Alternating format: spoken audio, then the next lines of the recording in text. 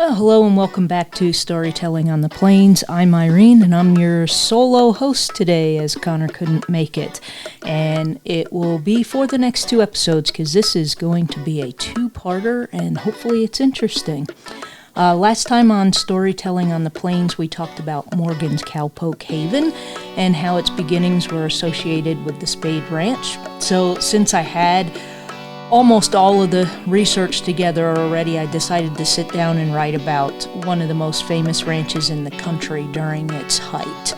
I was going to wait a little while to do this, but I figured, we did Cowpoke Haven last time, so let's just do the ranch associated with it. So there's a lot of information to get to, and hopefully you enjoy learning about the Spade Ranch. So in order to tell the story of the Spade Ranch, we need to also tell the story of Bartlett Richards, who founded the ranch and was instrumental in its success before his own downfall, as well as the Bixby family who have successfully saved a good chunk of it. And we're going to get into all of that. So Bartlett Richards was born on January 6, 1862 in Wethersfield, Vermont. His father was Reverend J. DeForest Richards, a Congregational church pastor. His mother was Harriet Bartlett Jarvis. His father died when he was 10 years old, and Richards was sent to Andover, Massachusetts to attend the Phillips Academy. He graduated in August 1879 and moved west to Cheyenne, Wyoming for health reasons. This was a familiar prescription given at the time. We did an episode on Dr. Fix, and she went to California to hopefully recover from what was ailing her, and unfortunately she passed away there. Even President Theodore Roosevelt had been told the same thing as a young boy. He was a sickly boy, and that's part of the reason why he had come out west was to have better health, and he ended up falling in love with the West and helped create the first national park and all of that other good stuff. And he ended up, becoming a famous Rough Rider and then eventually president. But for Bartlett Richards to come out here to have his health be better out here in nature was a common prescription. It worked for some things, and for some things it didn't. I would assume, my mom was allergic to like everything, and I would assume if she had been born during this time, they probably would have told her to come out west as well to clear her allergies up a bit and be healthier. Who knows if that would have worked or not, but it's, we're talking almost 150 years ago when Bartlett Richards was born, and this was their best practice at the time, so that's what they did. So Richards started feeling better out in nature, but he decided to stay in Wyoming rather than go back east, which isn't uncommon. I find that same struggle of, I love the woods and the forests and nature in New York State, but it's too expensive, and I much prefer the quietness out here on the prairie. Not so much the openness. I mean, I don't mind it. I do prefer hiking in the woods, but I prefer the real quietness that you can get out here and being left alone. And it's very difficult to explain to my family who has chosen to stay in New York State. They're all still somewhere in the state, and they don't understand why I came out here. But a lot of people did that. They came out here and they found something to live for, something that they discovered about themselves, and they thrived out here. So why go back east where you struggled? It makes a lot of sense. So Richards became involved in the cattle business and purchased 1,000 head of cattle, and he took his livestock and established the Ship Wheel Ranch in the Belforce River, or on the Belforce River in northeast Wyoming. So he's doing well. He came out here to get better, and he works a little bit, is able to buy some. I mean, 1,000 head of cattle is still, that's a big investment for one single dude, then and now. So according to Wikipedia, by 1881, he was managing 3 ranches in Wyoming, and a year later was put in charge of Lakota and Rocky Mountain cattle companies. In 1883, representing Abram Stevens Hewitt, Richards took over the Bronson Ranch, which was renamed the Lower 33 in Sioux County, Nebraska. So he's moved a little bit east. He's come into Nebraska, not too much. In 1885, his elder brother, DeForest, came west and opened a bank in Chadron, Nebraska. So Chadron is up there in Sioux County, so, he's just a little smidge more, moving a little to the east. And at the time, Chadron was a boom town, and it had just been reached by the railroad. And that normally happened when you got a town settled right at the end of the railroad. It boomed a little bit. It just depends on how much it boomed and how much staying power it had. So, excuse me. More importantly, 1885 was also the year the Van Wyck fence law was passed by Congress. It prohibited fencing the public domain, which would be land that the government owned. It was mostly ignored until the Roosevelt presidency, but we'll get back to that a little bit later. I just want to note that it was passed this year when Bartlett's brother came out, opened a bank, and Bartlett's going to end up working for the bank. But this law is going to play a big part in Bartlett Richards' life here just in a little bit. So DeForest names Bartlett vice president of the bank, which was called Chadron's First National Bank. So now he's a banker and a rancher. No conflict of interest there whatsoever. But that's also the times. We're in 1885. You could still be a rancher and a vice president at a bank today, but there are lots of laws in place to prevent conflicts of interest. But again, it's 1885. We're just building this town. So, whoever has the position and the capability to do things end up doing things. I wouldn't read too much into that so much, but in order to be the vice president of a bank today, you usually have to work your way up. You have to have degrees from college, and Bartlett just came out here to get better, found out he could do ranching, bought some cattle, was really good at it, was put in charge of a couple of other cattle operations, and now he's the VP of a bank. Not bad for someone who wasn't doing too well back on the East Coast. So Bartlett is eventually involved with at least 9 other banks in Nebraska and Wyoming, serving as stockholder, vice president, and president. My guess would be, and it's purely a guess because I didn't live in 1885, my guess would be he was pretty good at banking as well as ranching, and that's why he was able to do this. It's just odd that you would be VP of one bank and president at another bank. The massive conflict of interest, but maybe it was the norm though during that time. It's a little bit of the stereotype Wild West. If you can do it, you do it. Until the law says you can't do it. I'm not reading anything bad into Bartlett. I just think he was good at banking, so he's like, I'll go be in charge of this one too. I think that's about as far as it goes. There doesn't seem to be anything untoward going on there. So Richards also continued to operate the Lower 33 and Ox Yoke ranches in Nebraska, including the Spade Ranch empire. So in 1886,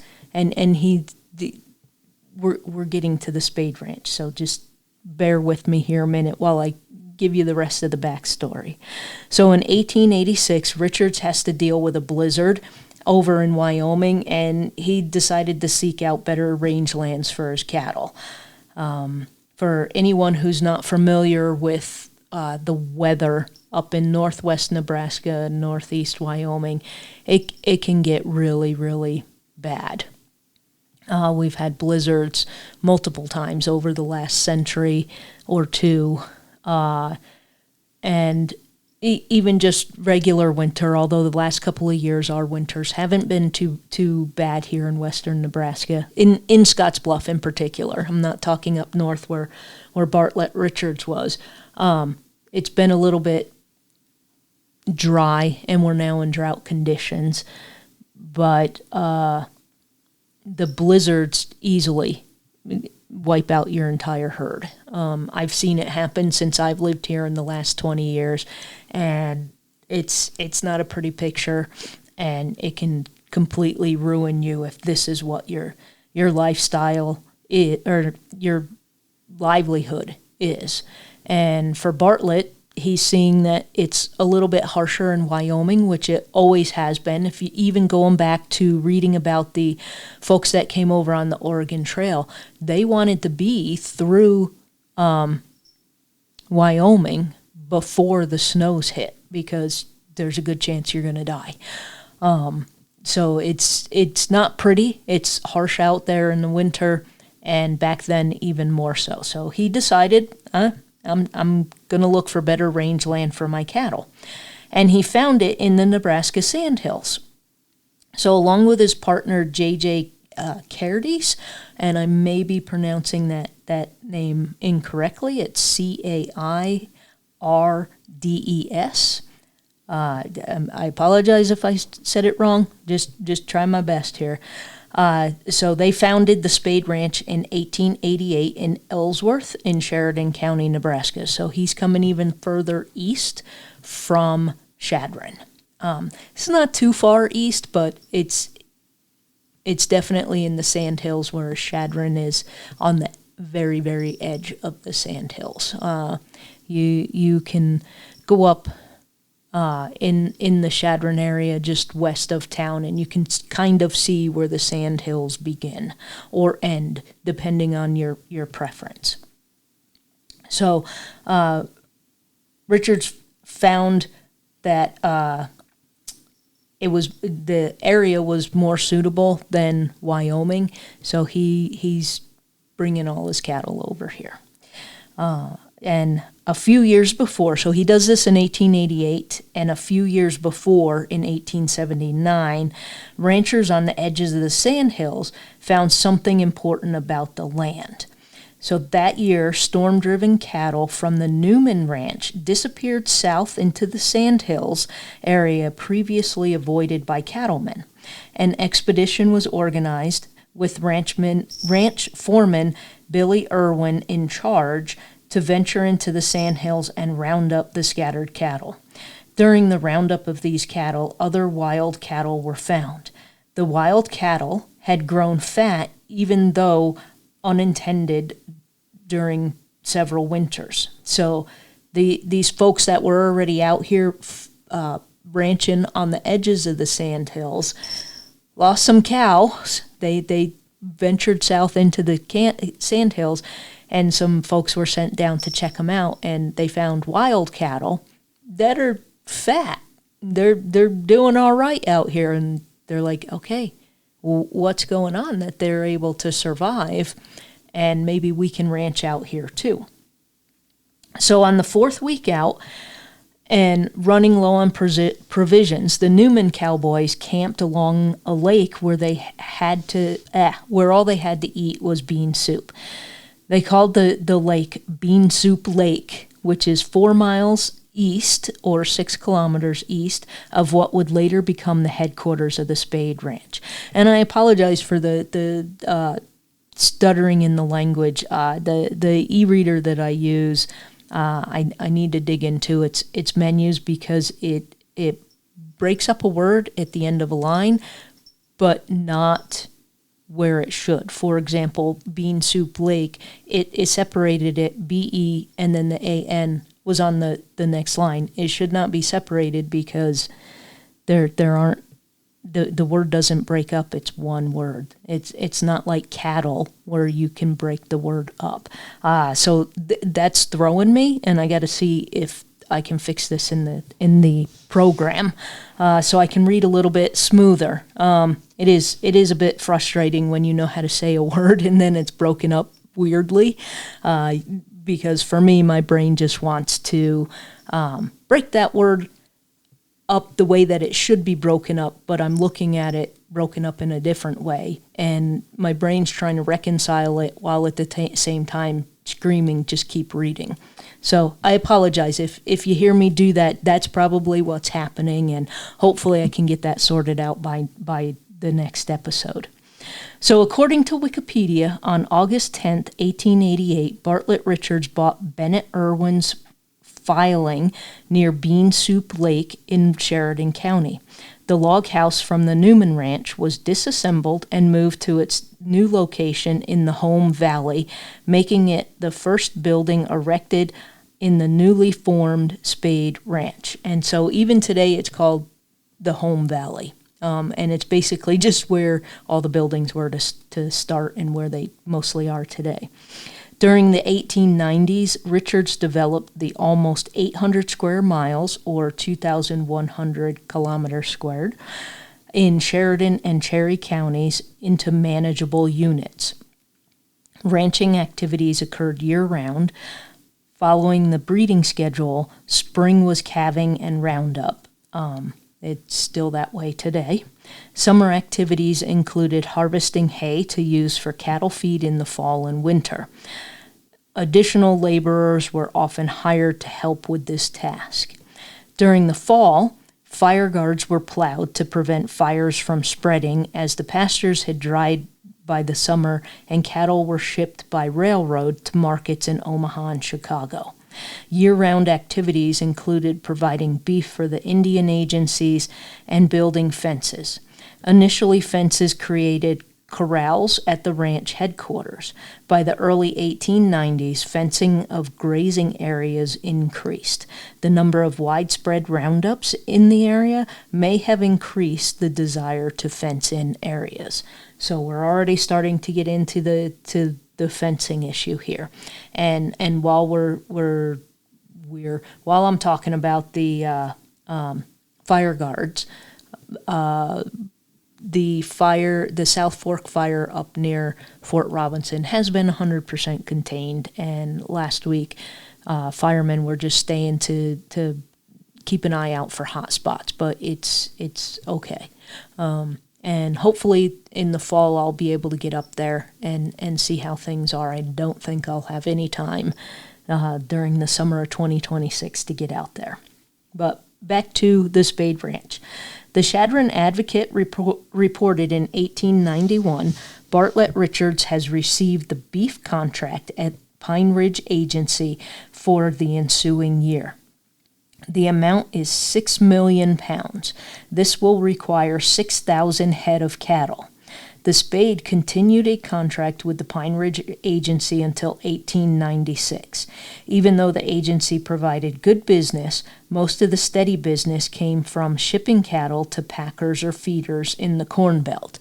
I get that. I think I would be happy just with the Pine Ridge Agency contract. That would probably make me a pretty successful rancher, but you always want to diversify. I don't think it's necessarily a sense of being greedy, but if you only have one contract with one place, if they decide not to renew the contract, well, now you have no contracts. So it makes a lot of sense for Richards to expand the ranch and get more cattle and look for more contracts, just so that he can diversify in case something falls out in one of the contracts. He's still going to be okay financially. So in the book Bartlett Richards, Nebraska Sandhills Cattlemen by Bartlett Richards Jr. and Ruth Van Ackeren, it was noted that in December 1895, Richards and Carnes's partnership had assets totaling $475,000. That's $18,831,488.10 in 2026. So they've got an $18 million operation. They're doing fairly well, especially for December 1895. That's, oh my gosh, dude doesn't have to worry about much, I think. So Richards and Carnes Inc. included Richards as president, John Carnes of Boston as vice president, and Jarvis Richards, secretary and treasurer. John Carnes only attended one board meeting in 1899 and sold his stock to Richards and resigned. William Comstock then took Carnes's place on the board. That's a mouthful. So everything's kind of starting to consolidate, and I couldn't find a lot of information just because I have access to limited information. But Carnes was in Boston, and it makes sense. He made a lot of money, and he's getting out. He lives halfway across the country, doesn't have a desire to come out here. Today that would probably be a different kind of investment, and he would probably stay invested. But for whatever reason, he decided to sell up, and William Comstock ends up taking his place on the board, and Comstock and Richards end up being friends for the rest of their lives. In 1898, the store, hotel, and stockyards were built. And if you listen to our previous episode on Cowpoke Haven, they were all built right across from the store. So Cowpoke Haven is the store that's referenced here, and the hotel and stockyards were on the other side of the road. It's all relatively close. The store had multiple uses. It was a store, but it was also the Spade Ranch headquarters and the post office. Cowboys who worked on the Spade Ranch were allowed to stay at the hotel for free, which was across the street from the store, like I said. So Richards is kind of thinking of everything. These folks are going to need a place to stay, and, rather than a bunkhouse, they get to stay in a hotel. So a little step up, I guess. It's still going to be, a basic room, because we are talking 1898. You're not talking about anything fancy like a hotel room would be today. Even a basic hotel room is probably a little fancier than what you're getting back here. A year later, in May 1899, the Richards and Carnes Inc. and Richards and Comstock merged themselves to form the Nebraska Land and Feeding Company. So it's just easier than having these two entities already working together, and Richards is in charge of both of them. He's just merging them together to make one thing and make it easier probably on himself. It's a lot easier just to deal with one business's taxes and finances and dealings than it is with two and trying to figure out which one's doing what. Again, this all makes sense. So the Nebraska Land and Feed Company was operated by Bartlett Richards, his brother Jarvis, and a new partner, Will Comstock. So Comstock's not just a dude on the board anymore. He's full-on partner. So William G. Comstock was also Richards' brother-in-law, and Richards and Comstock were president and vice president, respectively. In the article Cattle Barons versus Grangers on the NebraskaStudies.org website, the Nebraska Land and Feeding Company operated the Spade Ranch, the Barcy Ranch, and Overton ranches. Their operations were huge, occupying more than 500,000 acres in Cherry, Sheridan, and Box Butte counties. That's a lot of land area. Even today, that's huge. There's going to be more than one ranch there today. So the book, A Sandhill Century, Volumes 1 and 2 by Marion Beale and Ruth Johnson Harms for the Cherry County Centennial Committee. This merger created created a company with 16,000 head of cattle, and bankers had no problems issuing loans totaling $150,000 to purchase more cattle. And back then, loans were still a lot based on reputation. I know today we got credit scores and that kind of stuff, but today our loans are more clinical, and it's paperwork deciding whether you're going to get the loan or not. Back then, it's still word of mouth and your reputation, and the banks are probably looking at Bartlett Richards and going, yeah, this dude started with nothing, bought 1,000 head of cattle, and he just keeps more, and he's got all these contracts, and he's doing really, really well. So yeah, we'll give him a loan to expand some more, to do some more. That's the way it worked. That's the way it kind of works today, but slightly different. And I could almost guarantee it's based on his reputation and the things that he has done more than credit. Although if he didn't pay it back, they're getting the Spade Ranch, which is also worth a lot. So it's a win-win for everybody. So that $150,000 is $6,018,433.73 in 2026 dollars. And they didn't have an issue with that. To me, if I got a loan for $150,000, that'd be a lot of money for me today in 2026. To get a $6 million loan, that's a lot. That's a big trust that the bank is having in this dude to be able to pay that money back. So again, according to Wikipedia, DeForest Richards controlled about 500,000 acres, and Bartlett Richards had nearly 300 miles of fencing on government lands, in effect securing another 500,000 acres by 1899. There's no indication that DeForest and Bartlett didn't get along. They're brothers, so they're going to be helping each other out with all of this fencing and cattling and everything else. His Nebraska Land and Feed Company had fenced in an area equivalent to 4 times the state of Rhode Island by 1902.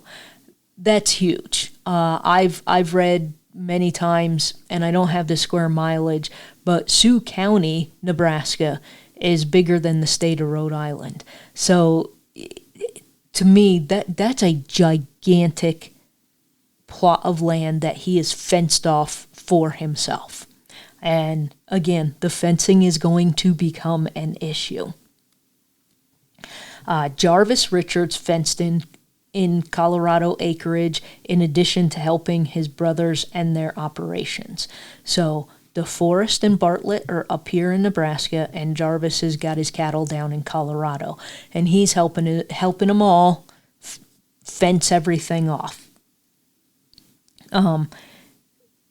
And I want to point out that they're not doing it out of spite or anything. They honestly believe that this is okay to do. It kind of isn't. And we're going to get to that in a minute or two. So Bartlett Richards noted to federal cattlemen in February 1902 that over 6 million acres of federal land had been fenced, and 350,000 head of cattle were fattening behind these fences, and estimated the land and cattle were worth about $18 million. Richards proposed to legalize these takings by having Congress pass a lease bill. However, President Theodore Roosevelt vetoed it. We don't know if Teddy Roosevelt vetoed it despite of or because of his experience as a cattleman, but he vetoed it. And a lot of people forget Teddy Roosevelt was also a cattleman, and he basically said, yeah, no, this is government land. We're not passing this bill. We're not leasing the land out. No, we're not doing this.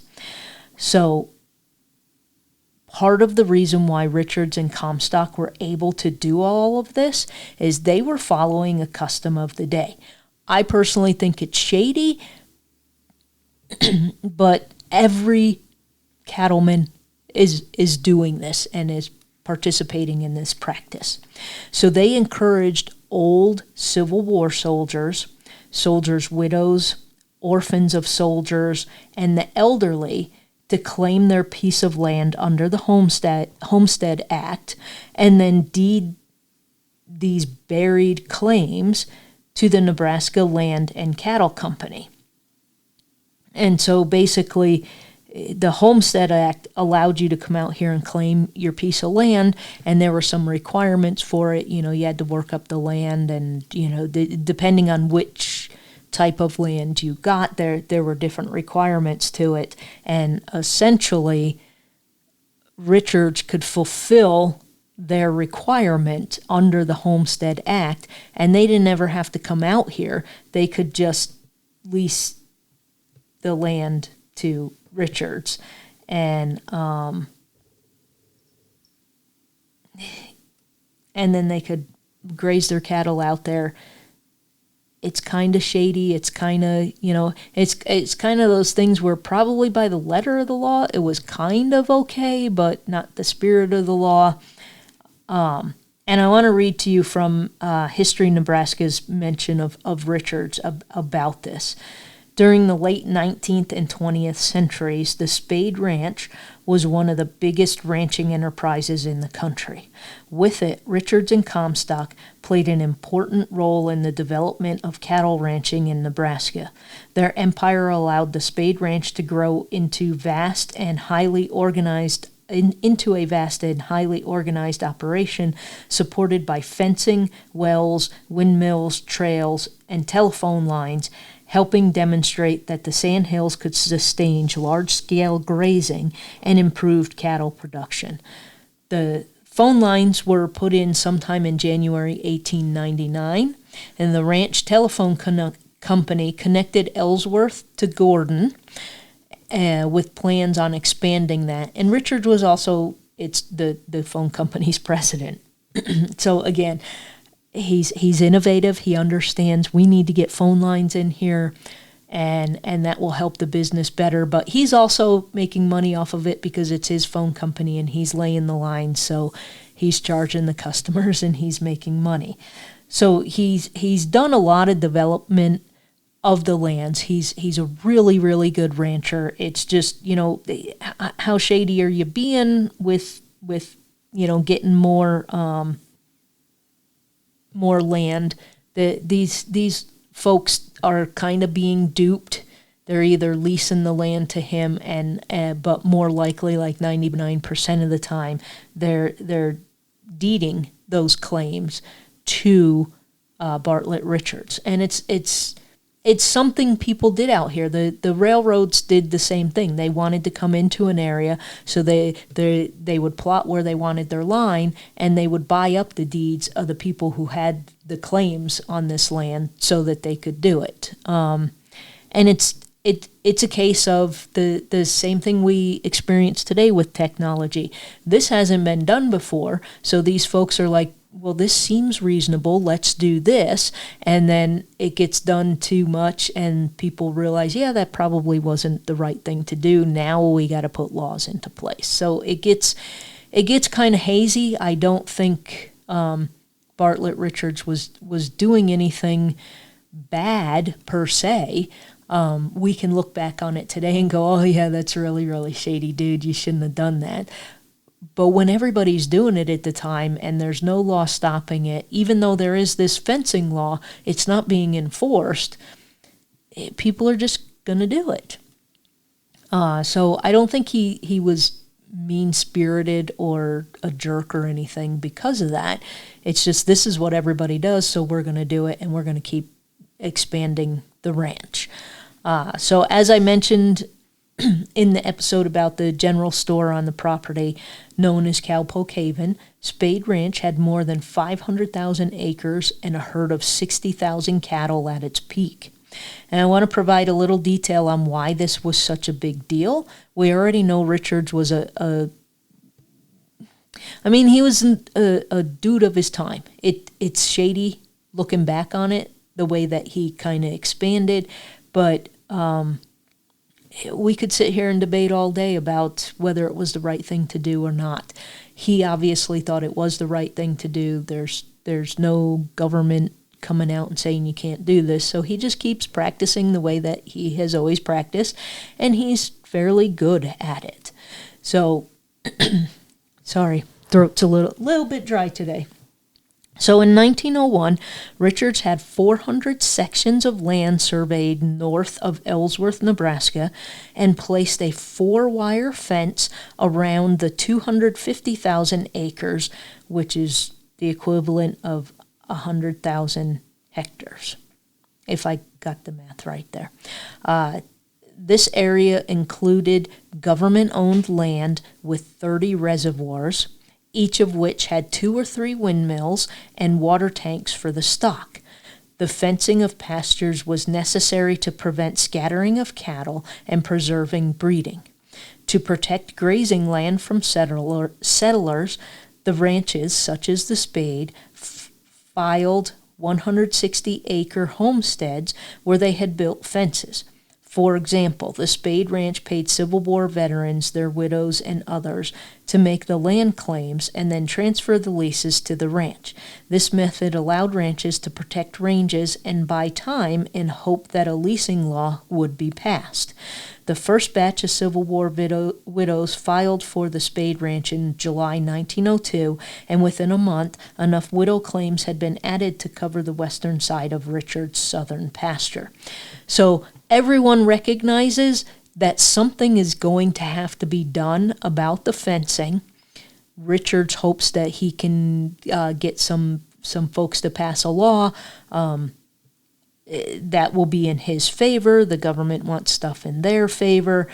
It's the same stuff that we deal with today, and who's going to prevail in the end. So Richards does the settlement method, where he goes out, he puts his fences up, he puts windmills out there, he puts water tanks for his stock, and fences everything in on the government land, and is like, well, my cattle are already here, the water tanks are already here. Why can't I stay? No one else is using it. And then the lands that he could obtain, they get Civil War veterans and widows and other people that basically just need the money to file a claim. Legally, you're allowed to file a claim. If I was alive in New York back in 1901, I could file a claim too and come out here and get my piece of land and start over. It's part of the Homestead Act, and then decide, I don't want the land, I'm going to sell it to this Richards guy and walk away with the cash. That kind of stuff still goes on today, not just in the U.S., but all around the world.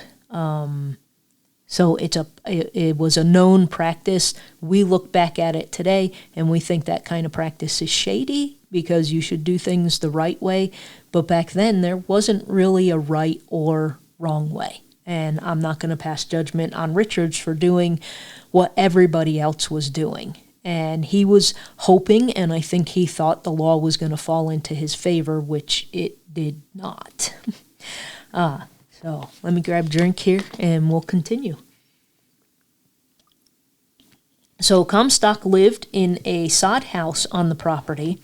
He had another soddy as a ranch house, as well as a good-sized bunkhouse. The log cookhouse, which was the log building moved from the Newman Ranch. Remember when everything went back, got consolidated.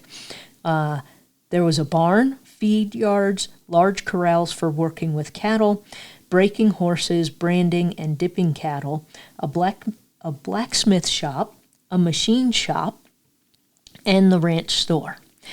Comstock later built a large frame house in the center of the Spade Ranch operations.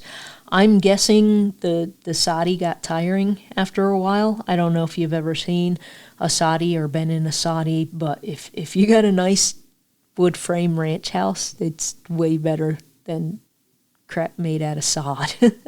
The sod house works. Lots of people lived in soddies when they first came out here till they could save money and build something bigger. And if I was Comstock, I'd do the same thing. So the Spade Ranch foreman, Mike Peterson, also had a home built for him on the ranch's property. He wasn't paid a wage. He was paid in stock and land. And I think he ended up with a good deal in that sense, just given how big the ranch was. He probably made out better with the stock than with a paycheck. I don't know. I would have to find old financial records to figure out if he got the better deal or not. But again, he's got free room, but not board. But his stock is paying enough to pay for him, so it probably worked out in the end for him. Richards moved his headquarters from Chadron to Ellsworth in 1901 and built a brick house there in 1902. The same year, his family built a winter residence in Coronado, California. And if you would like to look up a story about its sale in 2023, I'm going to quote from it here later, but there's a really good story on Flatwater Free Press about the house. And his family pretty much decided that's where they wanted to live. They would come back to Nebraska during the summers, but it was more vacation. They didn't live here. They were living out in California. And I want to interject here for a moment about Richard's marriage. It took me a while to figure some things out because some things were cropping up for me that were confusing. So I dug into his marriage a little bit. His son is born in 1901, and I don't have an exact date of his marriage, but I want to get to it and get through it before we keep going with the story. My assumption is they were married when the kid was born. So there's a short news article which has been scanned and uploaded to the internet titled "Dodged the Law. Wyoming Uncle and Niece Evade Consanguinity Laws." And I know I pronounced that wrong. Consanguinity, according to the American Heritage Dictionary, is a relationship by blood or by a common ancestor. So we're going to get into the details here, but his wife was his niece. The dateline of the article is Douglas, Wyoming, February 16th. It doesn't have the year on it. It's not a long article, though, so I'm going to read the entire article. Word has been received here of the marriage on February 1st at Berlin, Germany, of Miss Inez Richards, daughter of the Honorable DeForest Richards of this place, to Bartlett Richards of Chadron, Nebraska. Quite a bit of romance attaches to this marriage. The groom is the uncle of the bride, being her father's brother. The laws of America forbid the marriage of relatives of this degree of consanguinity, and as the principals were determined to marry, they went to Germany and acquired citizenship and were legally married. They will make their future home in Chadron, where Mr. Richards has large stock and banking interests. The marriage was also attended by the parents of the bride and by Mr. F.C. Harris, superintendent of the Fremont, Elkhorn, and Missouri Valley Railroad, who is traveling in Europe. And I just thought, how convenient that the superintendent of the railroad who delivers supplies to your store and your ranch just happened to be in Germany when you got married. Also, ill. And you can't tell me that's just how it was then? No, it was illegal. The country literally said, ew, this is illegal, we're not doing it. So they found a way to break the law. I'm judging a bit here. Ill. And they went to another country where it was legal, and then came back here and, hey, we're legally married, so this is all okay. Ew. So Richard is married, and he eventually has 2 kids. I couldn't find anything else out about the marriage other than that. I mainly wanted to bring it up because it's not, that's the way it was then. No, it wasn't. It was illegal in the U.S. It was recognized as something that should not happen, and ew. Anyway, back to the rest of the story about the Spade Ranch and Bartlett Richards' part in it. According to notes in Maury Sandoz's Spade Ranch, Richard starts looking for ways to improve his breeding operation. He tried different grains for the calves among other feeding issues, and he installed windmills for water. He and Comstock were the first cattlemen in the area to use chloromethyllium, a livestock dip that removed lice, managed Texas itch, and other external parasites. Naturally, they became the sales agents for this product for everyone west of the Mississippi. So, at least he's using it, and he can say, hey, I use this on my own cattle. Y'all should buy it. But again, he's the sales agent as well. So he's making money off of this. So he's got his hands in a lot of different pies that is making him incredibly wealthy. So now the fencing issue comes up again. Between January and June 1902, in Congress, the House Committee on Public Lands held hearings on grazing legislation. I'm overgeneralizing here, but ranchers didn't think the fencing was wrong. They said the land they were fencing wasn't suitable for anything else, so, why not use it? Why not put the land to good use? Richards ended up testifying in favor of another bill. So here this is from his testimony. Here the United States has immense properties that are not improving, which we cattlemen have grown up with and have improved. And we ask you that while you have no better use for this land, that you will lease it to us at a reasonable rental, and that the moment that you have better use for it, for irrigation, for mineral end tires, for storage reservoirs, for agricultural purposes, for forest reserves, for anything else which may come up and be the sense of Congress that it wants, that land shall be lifted out of the lance, and no recompense shall be made to the former leaseholder. So it sounds like a reasonable request. The cattlemen are saying, and literally Bartlett Richards is saying, lease the land to us, and if you find a use for it later, you can take the lease away, and we're all good. But there's nothing else useful for the land at this point in time, so let us use it. The Department of the Interior wasn't swayed, and they wanted the fences removed. I'm not entirely sure, just because I didn't have time to go down a massive, 125-year-old rabbit hole. I don't know if it was, your standard pissing contest where, no, we're not going to do it just because you want to do it and you think you're a rich guy, so you want to do it. I don't know. But the Department of Interior was adamant, no, the fences need to go. They weren't looking to compromise in any way whatsoever. So in April of 1902, Secretary of the Interior Hitchcock announced that all fences on the public domain had to be removed. This ruling was opposed and in some instances ignored by cattle interest in the West. So they're still, whatever, come out here and make us take the fences down. They're still not doing it. By November, Richards is told that he needs to remove all the fences in Sheridan County. This is a huge undertaking, as the fences were spread throughout 60 civil townships, which Maury Sandoz noted could support 960 families and at two sections per family.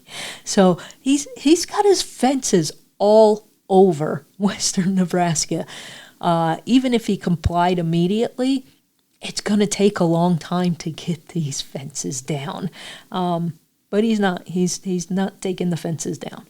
So at the same time, his family is chilling out in California, and according to an article about Richard's home in California being up for sale in 2023 in the Flatwater Free Press, despite drought and depression, the 1890s were a decade of sweeping development on the Spade Ranch, an operation now spanning nearly 800 square miles in Sheridan and Cherry counties.